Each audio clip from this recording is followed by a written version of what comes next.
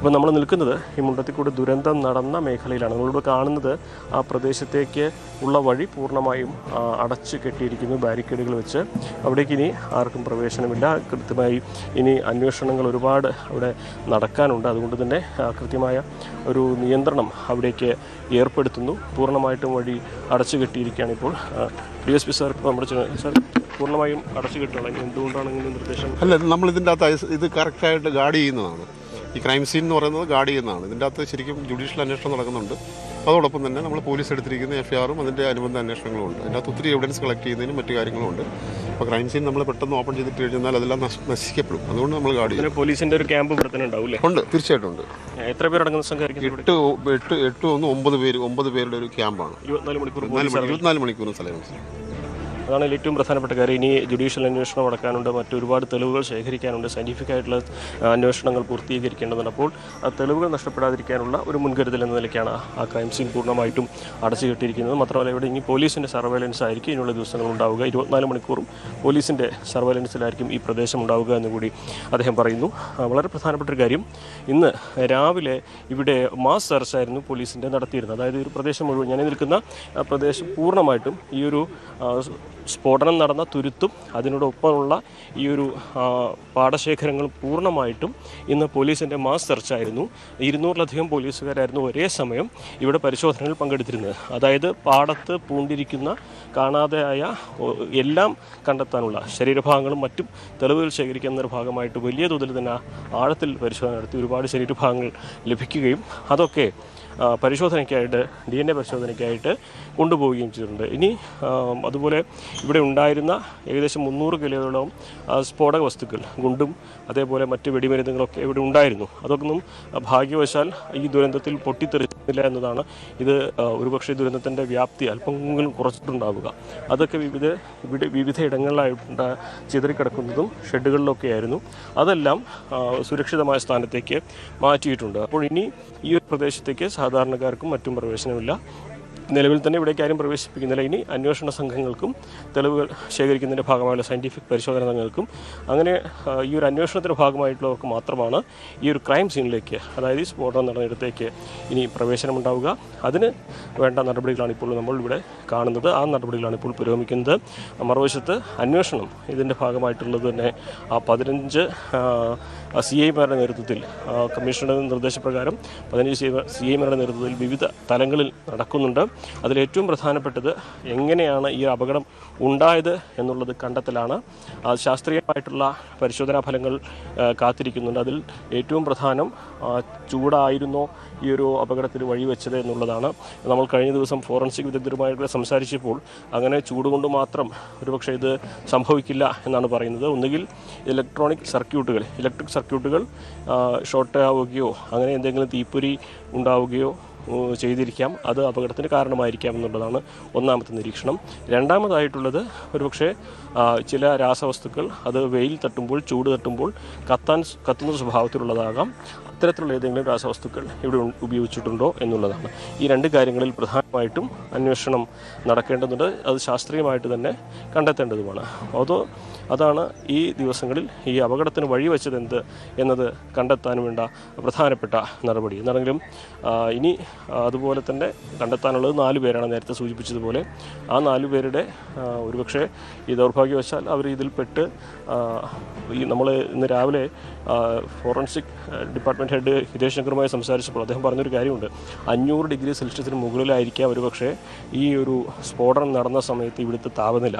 അതായത് ഒരു മനുഷ്യ ശരീരം ഉരുകി ഒലിച്ച് അല്ലെങ്കിൽ ഒരു ഭസ്മമാകാൻ കഴിയുന്നത്ര ചൂടാണ് ഇവിടെ ഉണ്ടായിട്ടുള്ളത് ആ സമയത്ത്. ആ അപകടത്തിൻ്റെ ഏറ്റവും രൗദ്രഭാവത്തിൽ ഉള്ള സ്ഫോടനങ്ങൾ ഉണ്ടായിട്ടുള്ളത് ഇതിൻ്റെ ഏറ്റവും പടിഞ്ഞാറേ അറ്റത്താണ്, അങ്ങേയറ്റത്താണ്. ആ ഭാഗത്തുള്ളവർക്ക് ഒരുപക്ഷെ എണീക്കാൻ പോലും കഴിഞ്ഞു കാണില്ല. അതുകൊണ്ട് തന്നെ ഇപ്പോൾ കാണാതായ 4 പേർ അവിടെ ഉണ്ടായിരുന്നോ ഇല്ലയോ എന്നത് മനസ്സിലാക്കുക എന്നുള്ളതാണ് പ്രധാനപ്പെട്ട ഒരു കാര്യം. അതുകൊണ്ട് തന്നെ ശരീരാവശിഷ്ടങ്ങൾ, അതിൻ്റെ പരിശോധനാ ഫലം അതുതന്നെയാണ് ഇനി അവരെ കണ്ടെത്താനുള്ള ഏക വഴി. അത് എന്താണെങ്കിലും 4 ദിവസത്തിനകം ഉണ്ടാകും. തീർച്ചയായും അനുമോദ്, ഏകദേശം 37 പേർ അവിടെ ഉണ്ടായിരുന്നതായി നിഗമനമുണ്ട്. 14 പേർ മരിച്ചെന്നാണ് ഔദ്യോഗികമായ കണക്ക്. അതിൽ 3-4 പേരെ മാത്രമാണ് 4 പേർ തിരിച്ചറിഞ്ഞിട്ടുണ്ട്. ബാക്കിയുള്ളവരെ തിരിച്ചറിയാനുള്ള DNA പരിശോധന ഫലം പുറത്തു വരണം. അതിൻ്റെ നടപടിക്രമങ്ങൾ എങ്ങനെയാണ്? അതോടൊപ്പം എത്ര പേർ ഉണ്ടായിരുന്നു സംബന്ധിച്ചൊരു കൃത്യമായ കണക്ക് കൂടി വരേണ്ടതുണ്ടല്ലോ.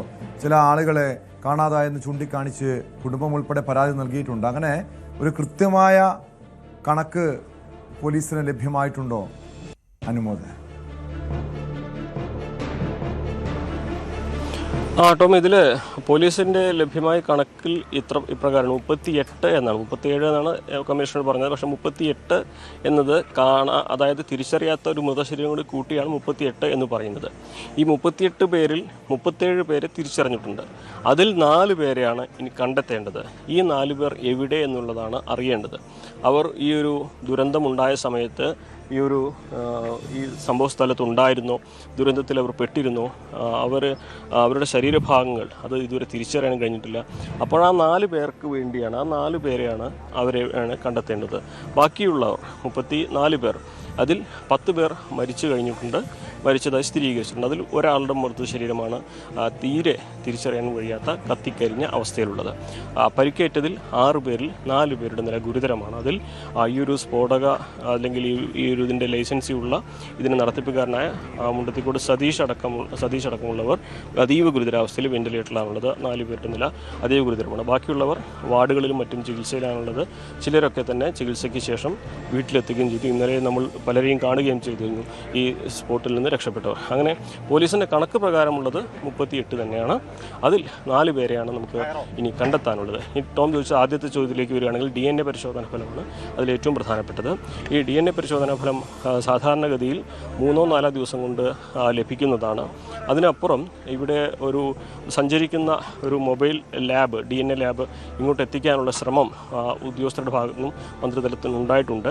അങ്ങനെ ഒരു ലാബ് വരികയാണെങ്കിൽ ഇവിടെ ശേഖരിച്ചിട്ടുള്ള അല്ലെങ്കിൽ ഇവിടെ ലഭ്യമായിട്ടുള്ള 50ഓളം ശരീരഭാഗങ്ങളുണ്ട്. അതിൽ തന്നെ DNA തിരിച്ചറിയാൻ കഴിയുന്ന തരത്തിലുള്ള ശരീരഭാഗങ്ങൾ ഇവിടെ പരിശോധന ശ്രമിക്കുമെന്നാണ് അറിയിച്ചിട്ടുള്ളത്.